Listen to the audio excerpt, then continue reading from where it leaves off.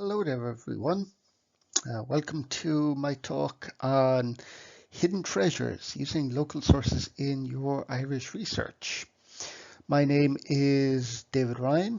I am a genealogist and world historian based in Cork City in Ireland. Before we really get started, a very quick disclaimer, just so that you're aware that anything that comes up in this video and any thoughts, views, and opinions that I express are mine, and please do not blame FamilySearch International or RootsTech for anything that I say in this. What will we be talking about when it comes to local sources and Irish genealogy? First up, I will be looking at some of the advantages of using these local sources in your research. How would you go about actually finding these local sources? What are some useful examples of local sources which can help you in your Irish genealogical research?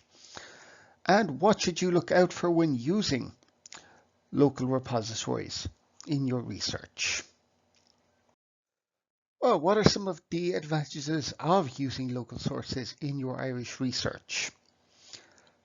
First up, local sources typically are not found on the bigger subscription genealogy websites. There are, of course, some exceptions to this. Occasionally you will come across collections relating to a specific county on FamilySearch or Ancestry or MyHeritage or Find My Past.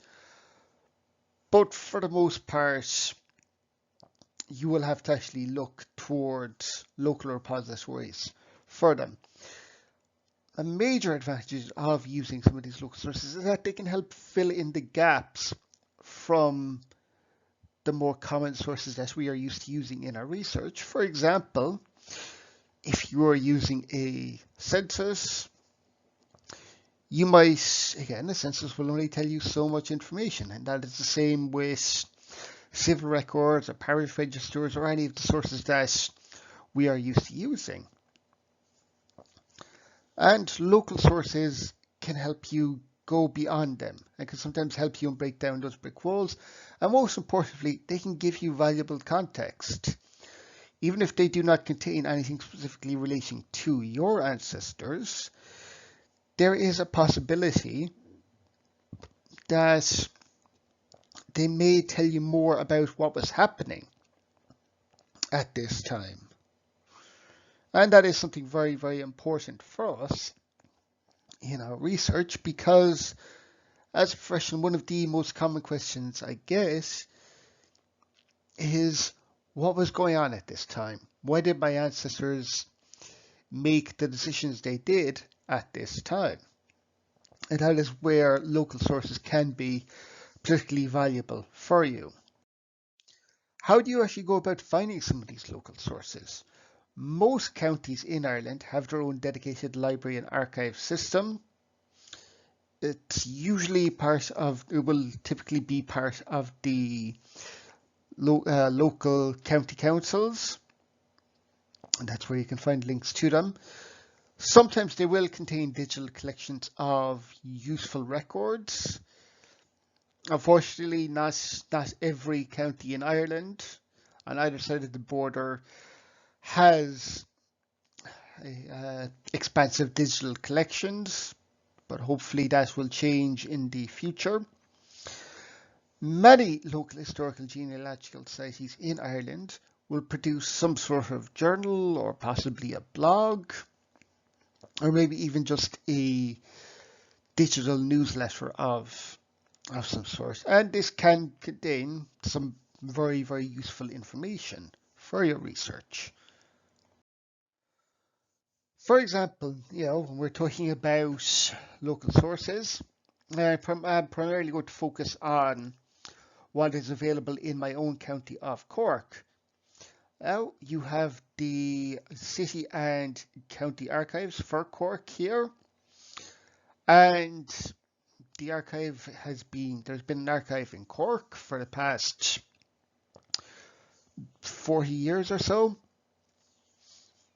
And this is where the local city and county councils will send their archive material, but also where you will find quite a lot of private collections.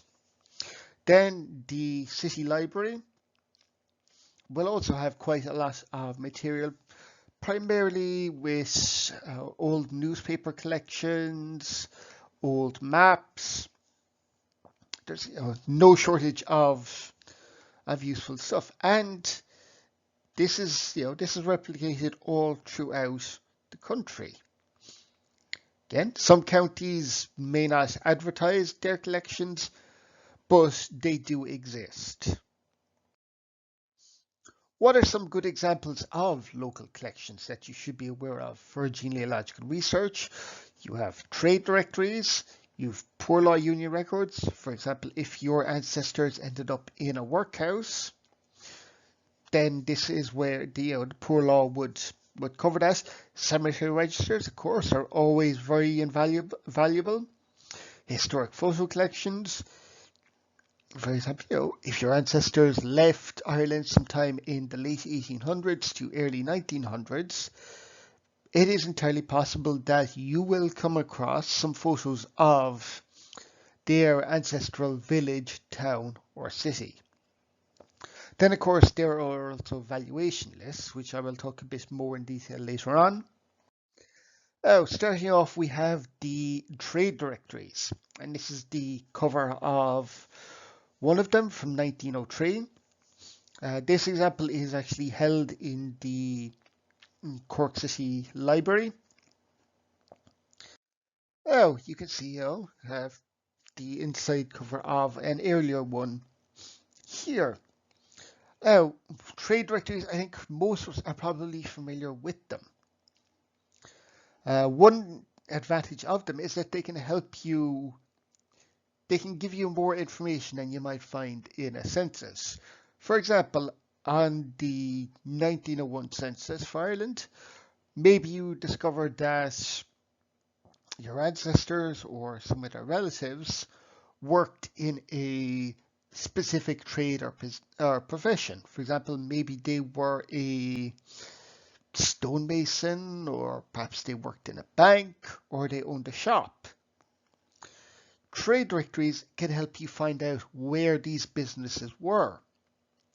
And also, just give you an idea of how common this trade or profession was in the cities and large towns, and eventually throughout the entire county.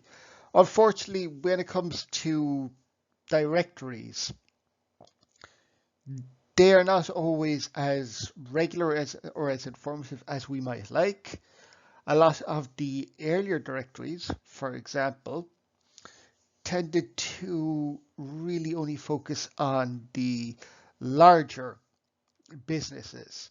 And it's not really until you get to the late 1800s and early 1900s that you get a really full accounting of every single business, or at least the vast majority of them, those that were in a position to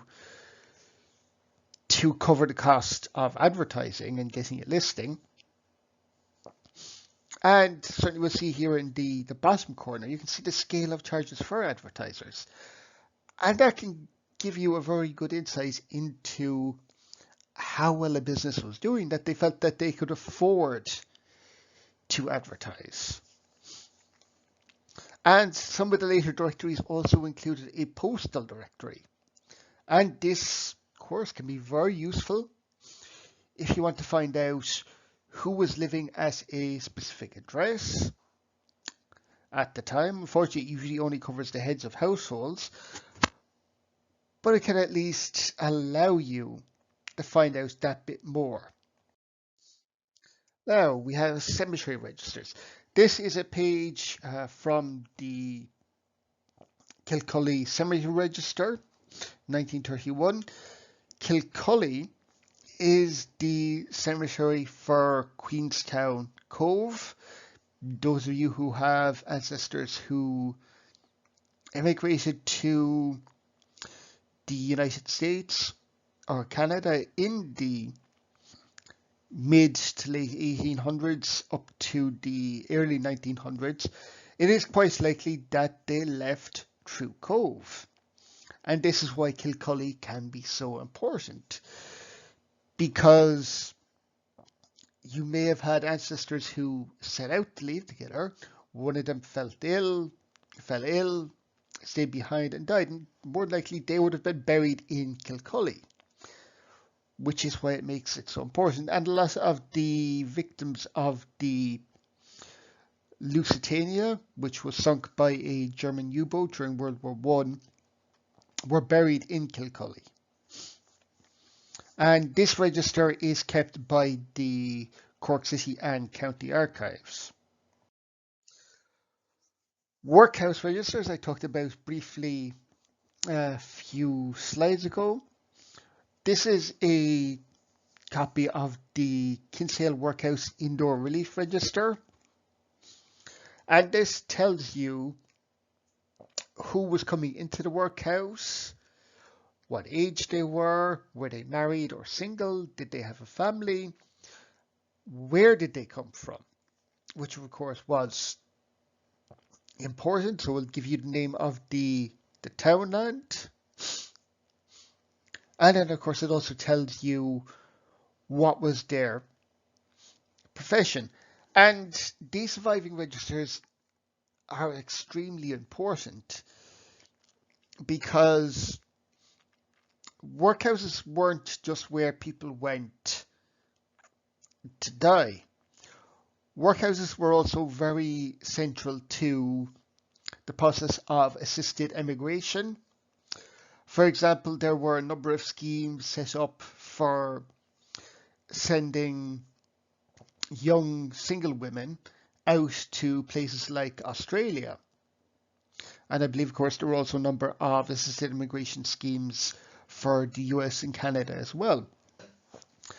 And it is entirely possible that your ancestors went into the workhouse, they were there for a few weeks or a few months, and then they were given the option of emigrating to a new life elsewhere. And these workhouse registers can be very important for at least confirming that is what happened. Unfortunately, we do not have a lot of surviving workhouse registers for Ireland. It is rare to find a complete set. For quite a lot of them, you might only find the Board of Guardians minute books, which were just the governing body for the workhouses, and that isn't always useful for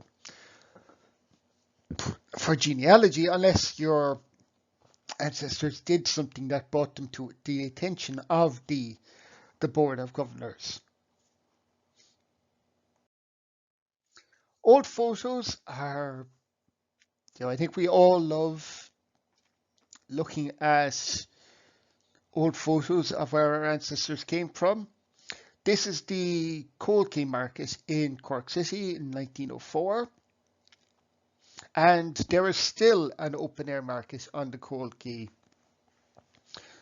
throughout the year, particularly at Christmas, although it's nowhere near as packed as it is now. But the street itself hasn't changed all that drastically since then. Yeah, a lot of these buildings are still standing. And old photos can be very useful in giving you practice in dating them.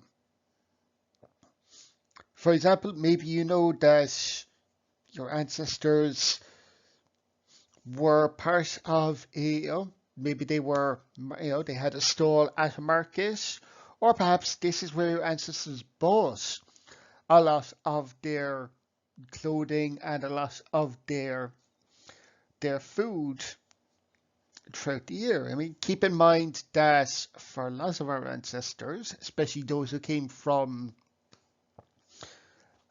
poor backgrounds,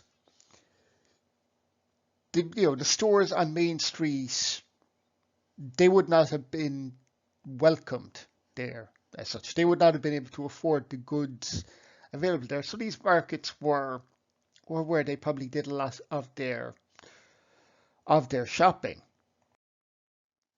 Now, valuation lists. I think most of us are probably aware of Griffith's valuation and the later valuations that were kept in Ireland from the mid 1800s onwards. However, we may not be aware that there were actually quite a lot of, that there were also local valuations carried out, particularly in the cities. I've only come across them, used them in Cork so far, but I would suspect that similar records were kept in places like Dublin, Limerick, Galway, Kilkenny, and of course in Belfast and Derry as well. We are quite lucky that this survives in Cork. As you can see the date in it, this is 1831. So this is 14, 15 years before the famine. So again, this can be very useful, particularly if you are able to combine it with something like a street directory or possibly with a parish register. It gives you that bit more information. What should you be aware of when using local sources? Again, which I think is an issue that I think is common throughout the world, is that counties with large urban areas often generated more records.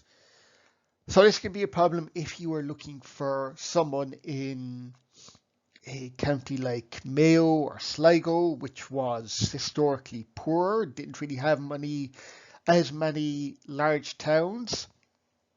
You might find it harder to find, reliable local records. Some counties will have better online resources. In my experience, I found that Cork, Tipperary, Waterford, Dublin, Galway, Limerick, certainly from my own experience of researching, have very good online resources. And unfortunately, then you'll find another county. I used Mayo and Sligo as examples earlier, and you will likely find that it is much harder to locate online resources for those counties. You may need to search elsewhere for records. For example, you might need to actually contact the libraries and archives to actually get a sense of what they have. Or you may need to look for, is there a historical or genealogical society in the area who may have taken it upon themselves to start digitizing some of this material. Unfortunately, there is no single database for Ireland detailing local collections. There are some websites which just list the locations of local archives and libraries, but nobody has really set out to sort of say, okay, this is what's online for each of these counties and this is where to find it. Maybe eventually someone will get around to it. In conclusion, local sources are very valuable for our research, but they often get overlooked because they're not on the larger websites, or maybe if they are there, they haven't quite been indexed yet. So we just don't know that they exist. Records such as directories, maps, etc. can help fill in gaps in our research and provide valuable context. The lack of online collections and catalogues can sometimes make research into certain counties in Ireland difficult. Not necessarily impossible. There will always be some records surviving, but it just means that you may need to get in contact with someone who is actually based there to go along in person and conduct research on your behalf, or wait until you can actually visit yourself. There are a number of useful websites which can at least give you information and contacts. For example, Libraries of Ireland is the umbrella website for all of the local county libraries in Ireland. The Federation of Local Historical Societies contains listings for various local historical and genealogical societies throughout Ireland. The Irish Archives Resource, again, sort of the governing body for Irish archives, and again will contain contact details for them. Irish Genealogy Toolkit is a website set up by Claire Santry, who also runs Irish Genealogy News. And this just provides a lot of very useful guides for researching in Ireland. Irish Genealogy Projects. This has been around for quite some time. It is sort of a collection of genealogy projects for various counties. Some are better, some are more up to date than others. Some have been archived because whoever was working on it had stepped down, or perhaps they are no longer with us. But it can be a very useful starting point. So with that, I want to thank you for listening. I hope this was informative for you. If you have any queries or just looking for any information, feel free to get in contact with me. You can see the link to my website there. You can also find me. You can also email me directly if you have a specific question. And then I'm also on Twitter, although be aware I do not always post about genealogy as much as I should. It does tend to be taken up with cute dog pictures more often than not. So thank you very much. I look forward to hearing from you.